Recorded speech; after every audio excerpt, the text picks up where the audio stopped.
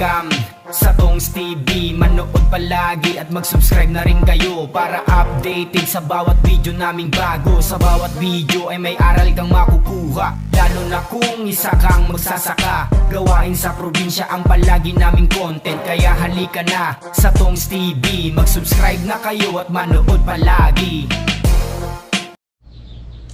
Okay, magandang araw mga katongs. Yan, magandang buhay po.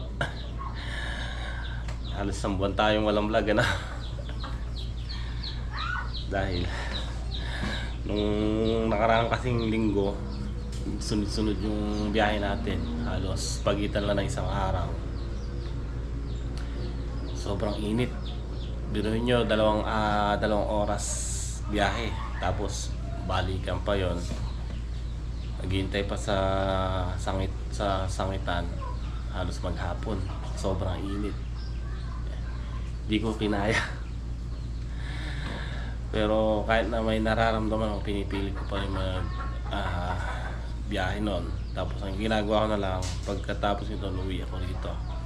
Then pagka pumitas na sila, pupunta ako sa hapon or sa madaling araw. Tapos kakarga lang nun, then biyahe na ulit, tapos uwi ako. Pero nung huli, nagpapanaway parang Jay dahil hindi ko na kinaya. Ngayon may kumpa ako. Talagang pabalik-balik yung lagnat, tapos yung sipon, yung ubo. Grabe sa init kasi. So ngayon kanina nga po nagsimba ko kami ng doon sa Gapan, piyesta yun, kapistahan mo ng Divina Pastora, May 1. So May 1 na nga po ngayon, Friday. Halos ilan araw din ako dito. Nung nakaraan kasi parang gaya pinagbiyahe ko, bali 4 na araw na rin ako, halos 5 araw ata hindi ako nakabalik ng farm.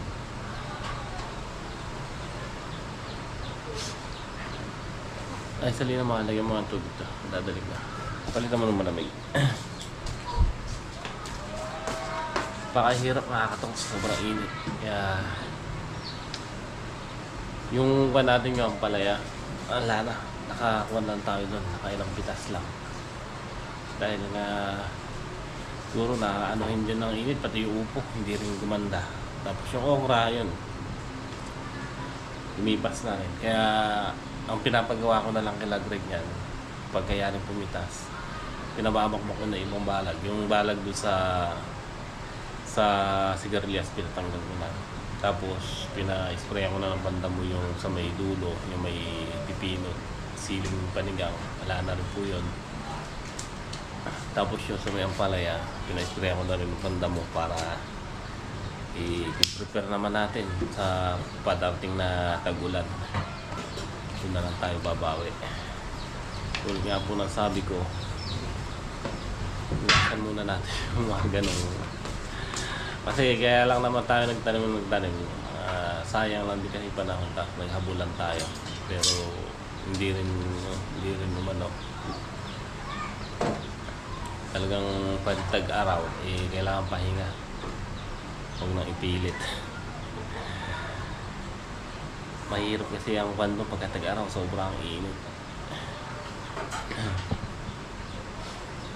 Tapos yung yan, puro kahit pa paano may napipitas pa naman upo. Yung upo na lang. Tapos kaya rin din ang upo na yun, patatanggal na rin natin yung balag pati sa patola para ipiprepare natin yun lahat. Puro ang palaya muna, focus tayo sa palaya. Shoutout kay Tito Cesar. Inano niya ako, tinuturuan kasi sa kanya mga katos. Pinuntahan ko na din to minsan na vlog ko sa Talavera, sa barangay Kinalanguyan. Yung sa kanya doon, yung tinatamnan niya halos 5 taon na raw. Yun lang din at yun lang din ang balag niya. Hindi siya nagpapaararo, hindi siya nagpaparoto. So, ang ginagawa niya kasi is puro grafted. Buhat nung napagtanim siya ng buto isang beses ata. Ang ginagawa niya puro grafted. Pagka yari ng ampalaya uli. So, lagi siyang tumatama. Kaya sabi niya, mag-focus ka sa ampalaya.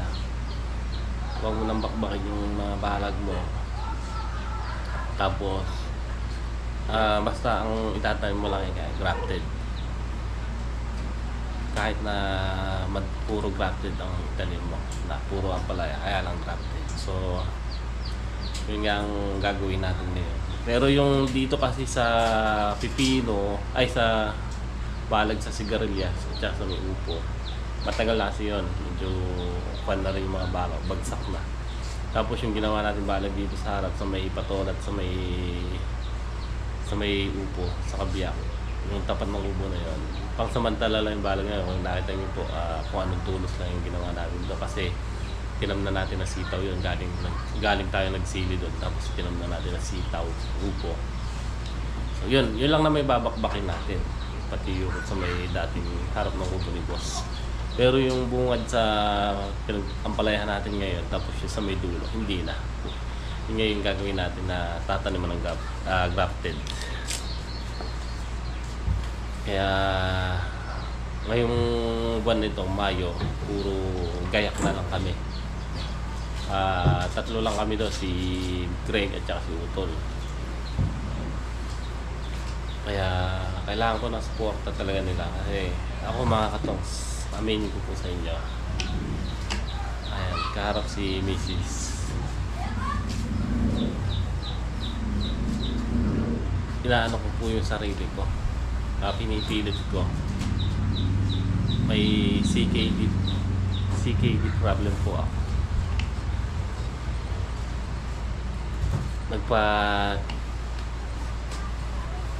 Check up po ako minsan,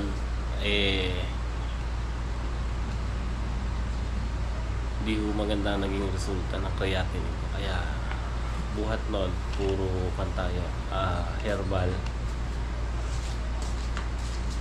Tapos yung hindi ko sinunod, may mga hindi ako sinunod, nag self-medication tayo.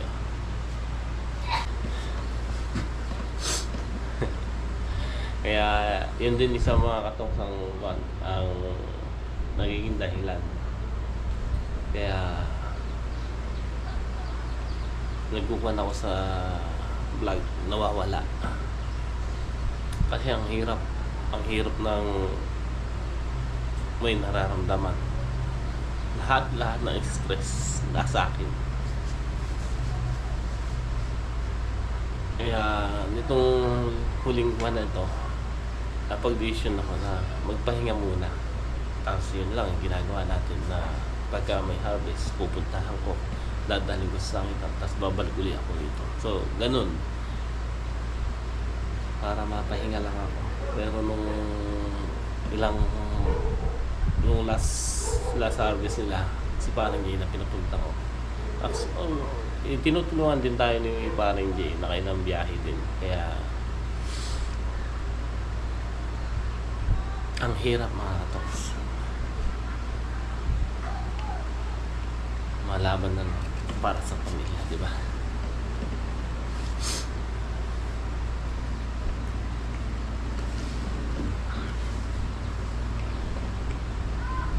Kaya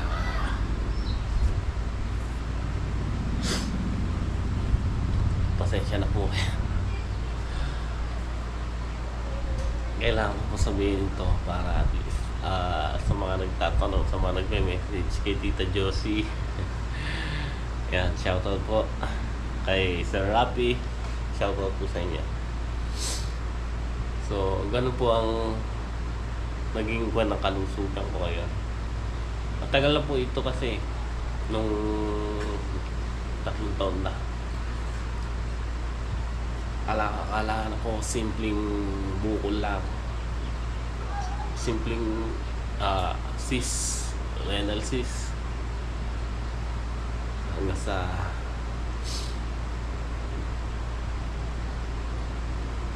hindi ko binaliwala ako noon, pero ngayon ngayon siya ngayon kumbaga sa nahinog. Kaya ang ginagawa ko po mga katroks, alam niyo, madalas po ako mag-use ng pipino, carrot at saka malunggay. Tapos puro nilaga lang tayo, bawal sa mga ibang pagkain. So ngayon, punta ako ng farm kasi ha-harvest sila ngayon. Ma-harvest daw sila ng upo. So, ako na lang din magdadala muna. At nang makita ko rin yung mga ginawa nila doon. Kasi ang pangko naman sa kanila doon, yung dalawa kay Greg at saka po kay Utol. Basta yung sinasabi ko, sinusunod din nila. Sabi ko, pagka unahin nila tanggalin yung sa may sigarilyas, pero kunin muna nila lahat ng mga magugulang na sigarilyas, yung mga binhi. Mukhang nakuha naman nila kasi may pinakita sa 5 sakong puro sigarilyas sa binhi. Ang dami po nun. Kaya tingnan natin kung mapakinabangan natin kung nabibili yun o mabentahan. Gawin natin pera, sayang. Tapos pagayari nila, tanggalin nila yung tulos doon sa may sili na tinamnan ng okra. At puputulin na lang natin ng grass cutter ko yun para malanta. Yun, igagaya ko natin doon. May itatanim din tayo ibang basta i-prepare namin lahat para sa tag-ulan. So yan, shoutout niya po pala kay boss. Kasi yun nga po, yung sa kadahilanan na wala tayong kinikita sa vlog, wala naman iba tayong pinag-uupunan, may binabayaran akong motor, tapos pagkain ng mga anak ko. Kaya minsan nagagamit ko yung mga ibang benta.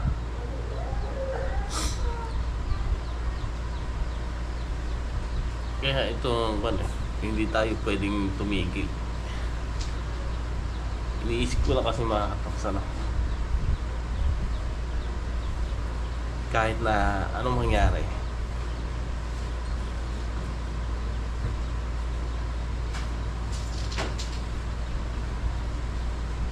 alam niyo yung sinasabi na huwag naman sana tayo mapunta ron, yung mga dialysis.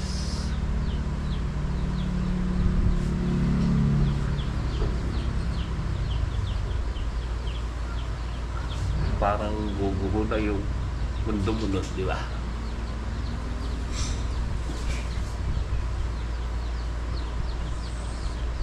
Kaya pinipilit ko yung sarili ko lumalaban.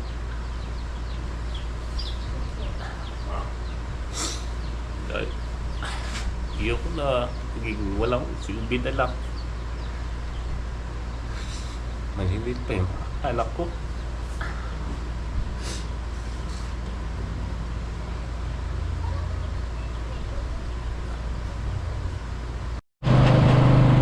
Okay mga katongs, dito na tayo sa farm.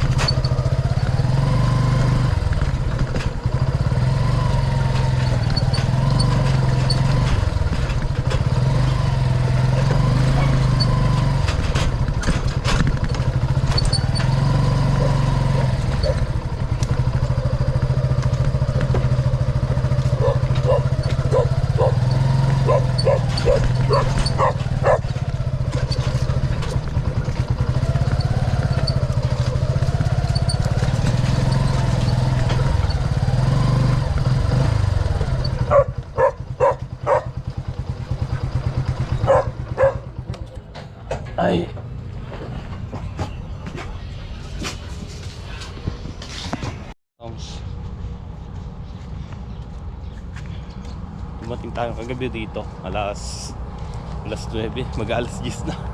Umalis ako doon sa bahay alas 5 na ata mahigit.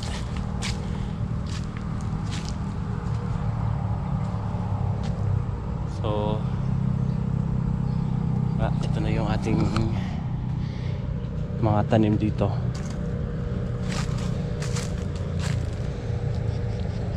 Yung okra, lana. Ayan, lipas na mga katongs. Ito yung sinasabi ko na pinabunod ko na yung mga tulos, tapos pinakuha yung mga tali para puputulin na lang ng grass cutter yan at hintayin na lang natin malanta. Tatanggalin natin to, igagayak natin to, tapos ito hintayin lang natin maano yung upo, pero palipas na rin yung bunga nito. May ilan magaganda lang sa susunod, kaya sabi ko pwede mga pampayan, mga ilang pitas pa. Pawan na rin natin to mga katongs. So natanggal na nila yung balag dun sa sigarilyas.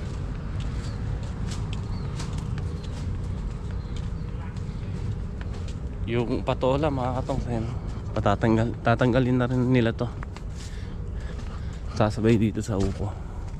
Ito nga sinasabi kong i-prepare natin para sa ampalaya din, kaso ito ibubuto natin kasi iikukan natin to ilalampret. So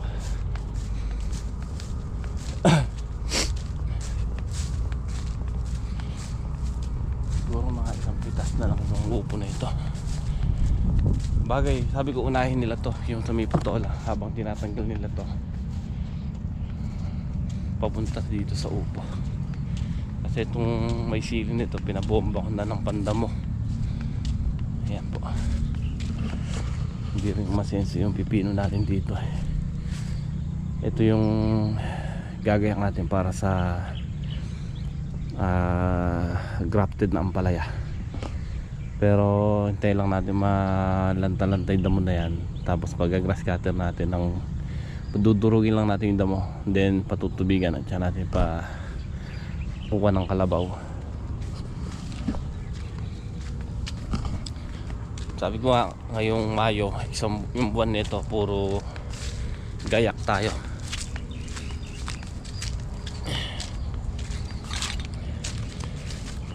Itatanim natin yan puro ampalaya.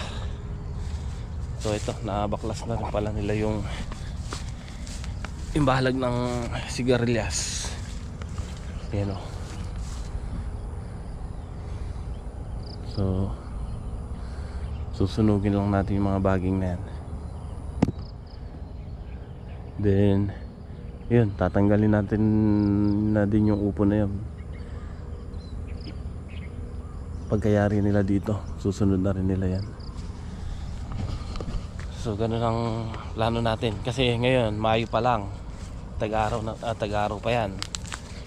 Pagdating ng June, sisimula na yung ulan yan doon tayo tutundos ng ampalaya. Parang yung tanim natin dito nun, tanim namin dito nagtanim kami katapusan ng Mayo. Tapos yung tinamaan natin dito na nagsunod-sunod yung yung habagat nun, yung ulan, habagat. Yan yung tinamaan natin na 1.5 isang bundle. So yun uli ang susundan natin. Pag tungtong ng June, doon tayo tatanim. Tapos itong i-prepare natin, ikukan din natin yan, ampalaya. Kaya so ito ibubuto natin. Kailangan natin bumawi mga katongs. Ang hirap, pero kailangan. Yung chicken manure yan, may nakagaya na tayong chicken manure din. 200 sako yan.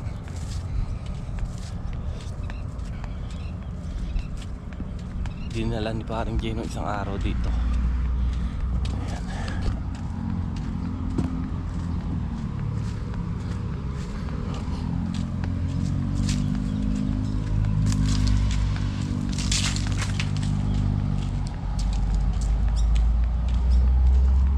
ampalaya natin mga katong.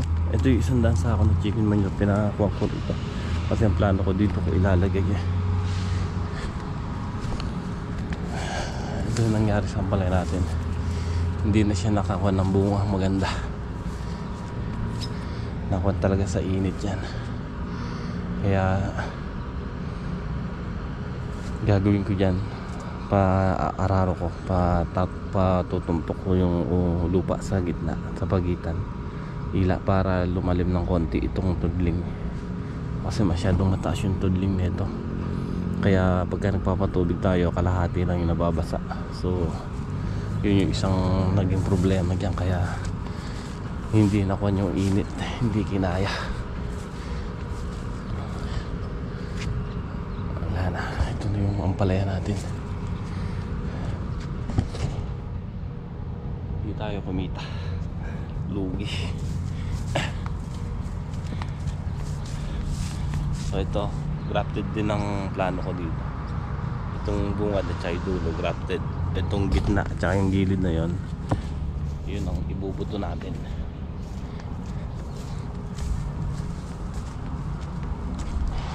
So ito, inaano nila yung upo ngayon, bibiyahe.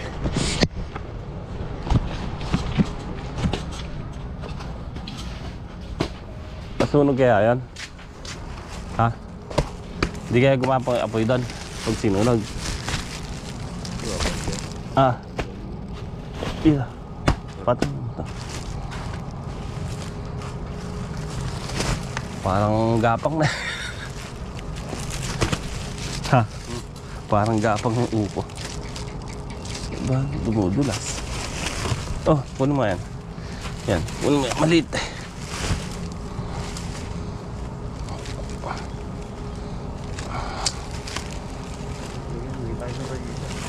Ha? Ano ba yan? Ano mo pala?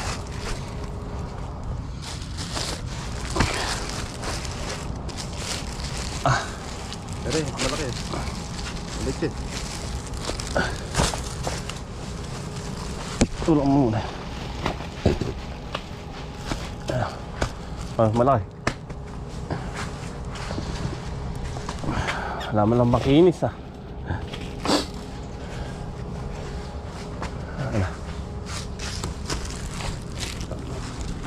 Ha? Lumambot ba? Hindi, ano yan? Kunti na lang yan. Wala na, bilik. Puro sarap na. Kunti na lang ano.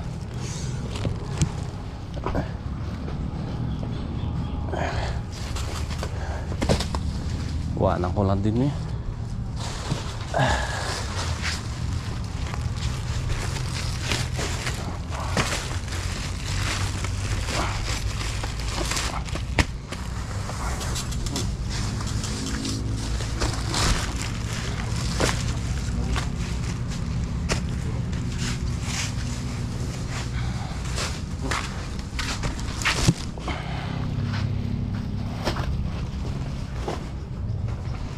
Malambot.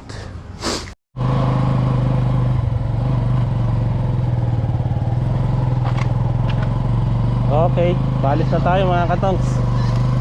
Biyahe tayo. Hindi ko na nabilang yung upo na ito. Maya na lang pagka binababa.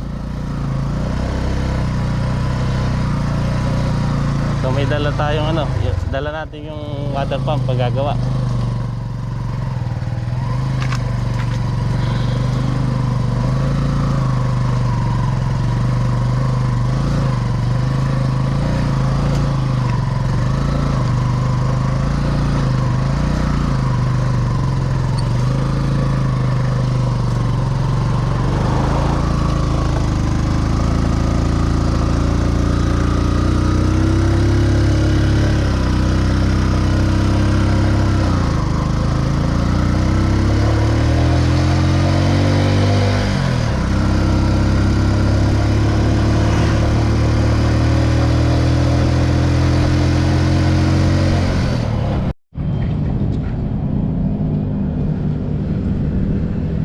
Nayari na naman tayo mga katongs.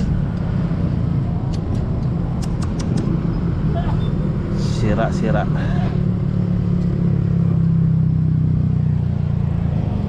Ay, running flat na.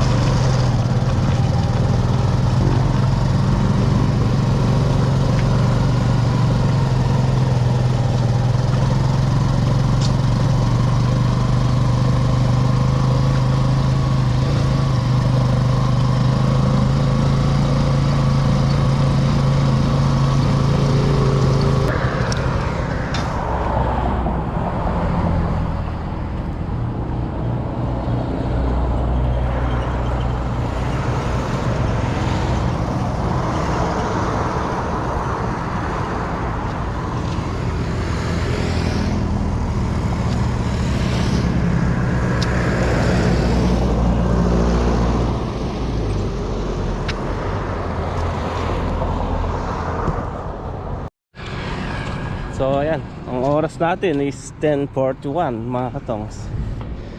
Grabe. Wasak-wasak na naman ang rayos. Talagang pang ano po ito talaga mga katongs, pang malaking gulong pagka ganyang kargahan. Ito po kasi yung kolong-kolong na ito, binigay lang ko sa ni boss yan, niregalo sa akin ng Pasko. Pero talaga po pagka nagko-kolong-kolong ako, ang binibili ko yung malaki gulong. Natandaan nyo po yung dati kong service, malaki yung gulong nun dati. So nakakailan rayos na tayo dyan, no? Ito pa, totorno na lang natin to. Tapos papapalitan na siguro natin ng bagong interior. At saka tingnan natin yung panlabas nito. Ay. So tumawag naman na ako kay Ate Baby. Sabi ko makikisuyo ako kung may sasalubong kung may kakilala siyang pwede sumalubong sa akin. So ayan, pinasalubong na ako. Lapit na lang po nito mga katongs. Nandito na tayo sa Camellia, Cabanatuan. So konti na lang, doon ay Sangitan. Hindi pa umabot. Wala. Talagang kasama yan. Torno.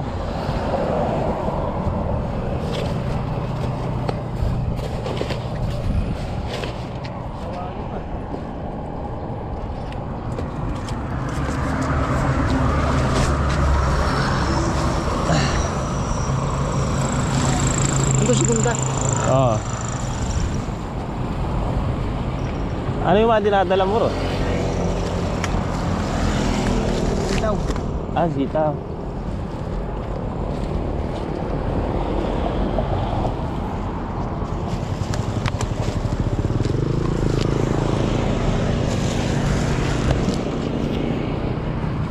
Ay.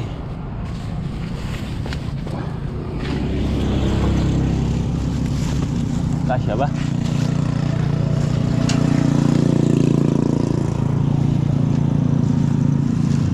Wala, halo-halo na yan. Bilahin mo na lang doon, ano? Yan pa yung dito. Hindi ko nga nabilang eh. Pero segunda. Oo, yung mga maliliit. Ito. Ito. 4. Hindi, marami yan.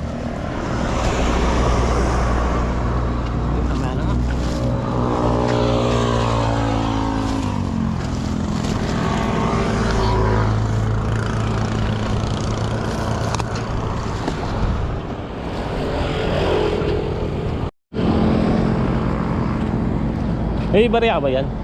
Ala, alam dalang pera ini. Ha? Ala. Ito muna yung pang gasolina mo. Eh, mayroon na sanda pagkasunod. Masyado marami na. Bibigyan mo pa yung mga kwan doon. Magbababa. Bigyan mo na lang 50. Okay. Salamat na lang. Okay, sige. Bibilahan ko na lang doon. Tawag na lang ako Ate Baby mamaya.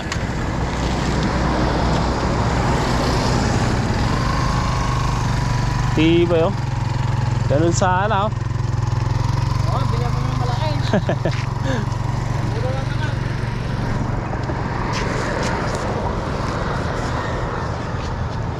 Ito kasi mga katongs, pag nagawa ko, kaya dala ko yan. Tapos pagka nagawa, tetestingin ko doon sa may poso ko. Kaya nagdala ko ng PVC, paihigop ko. Kasi medyo lumalabo na naman yung poso. So yan. Ang problema natin ito,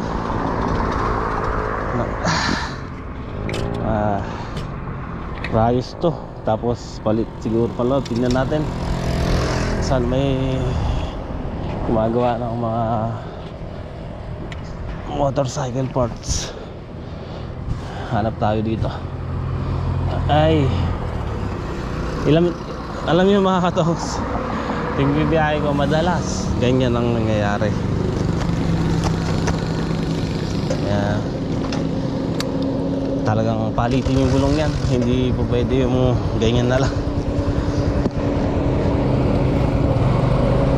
Puro gastos ang mangyayari pagka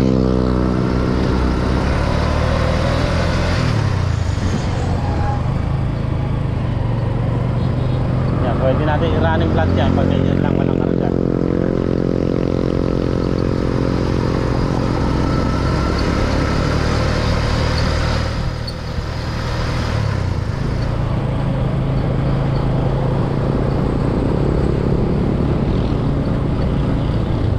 Dito tayo maghanap ng gawahan.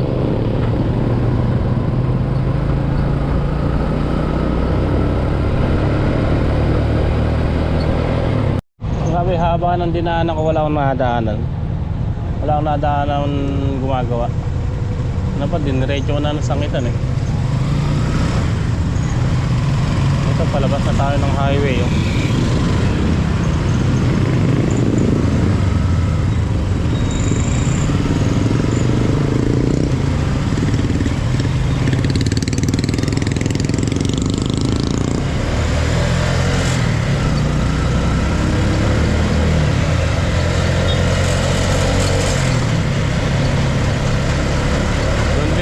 Natin yan sa sangitan. Itong highway na ito mga katong, doon din yan sa ano, may daan dito sa sangitan. Ito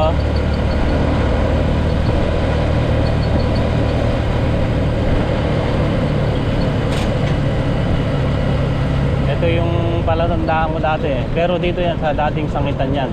Yung grabe, buti hindi na tanggal. Kaya yung Honda na yan lusot din nagsangitan yan.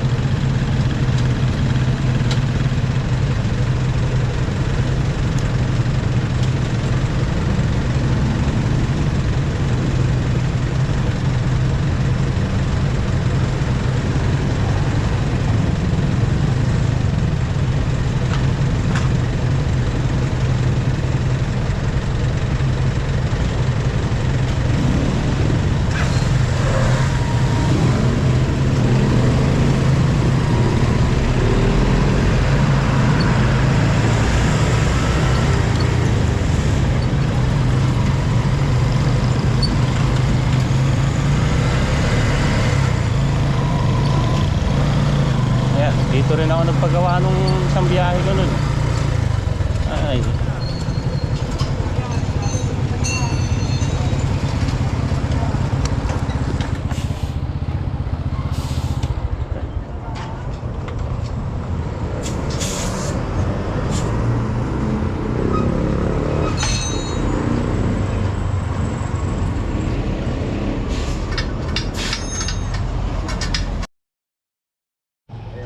Kaya po magbigay ng labor ha. Magkano po yun? 150 po yung bayad sa torno eh. Saka yung papalit ng interior, tanong na lang po.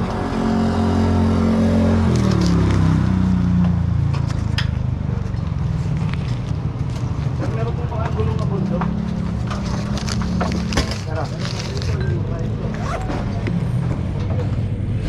Magkano po yun?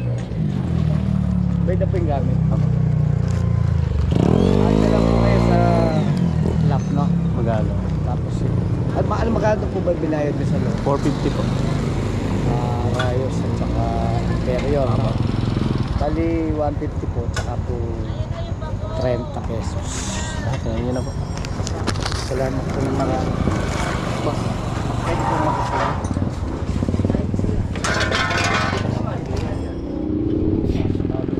Thank you po, Manong.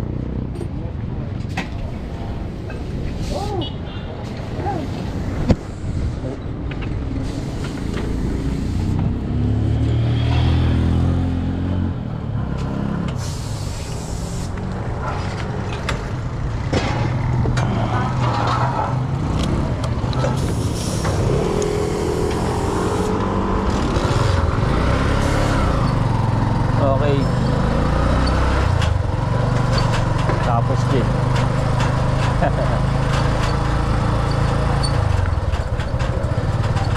Uwi na tayo mga katongs.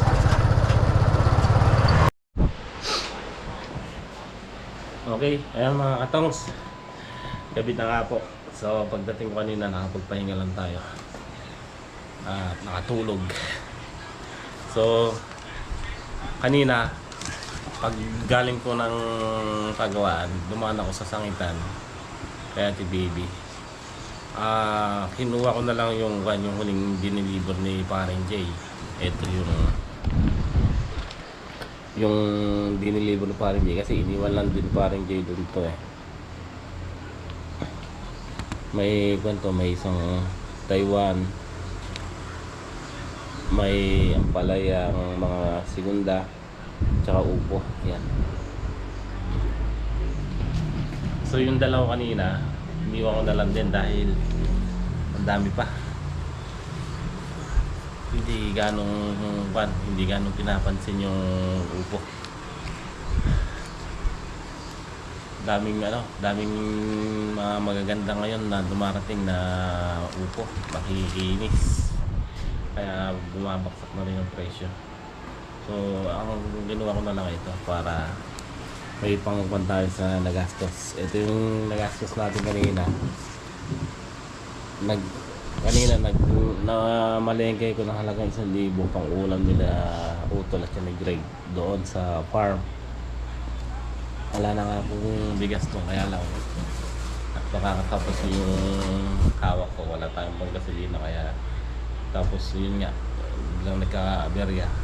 Kasi hindi tayo ngayon malakad ng 500 lang ang pera o 1,000 kasi naranasan ko na ilang beses yan pagka nasira yung gulong. Ay, napakahirap po. Tapos ayan, nagkarga tayo ng gas, tapos yung meal lang natin kanina. Then yung paggawa ng gulong ay 650. Yung labor na 200 tsaka 450 yung pyesa, yung interior at saka rayos. Tapos ito yung inabot natin kanina sa sumalubong sa ating kolong-kolong, 300. So total to ng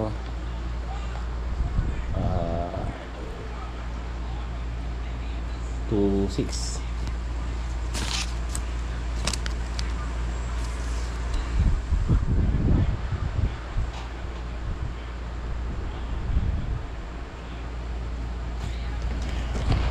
Tapos may sobra dito 1,700 siguro.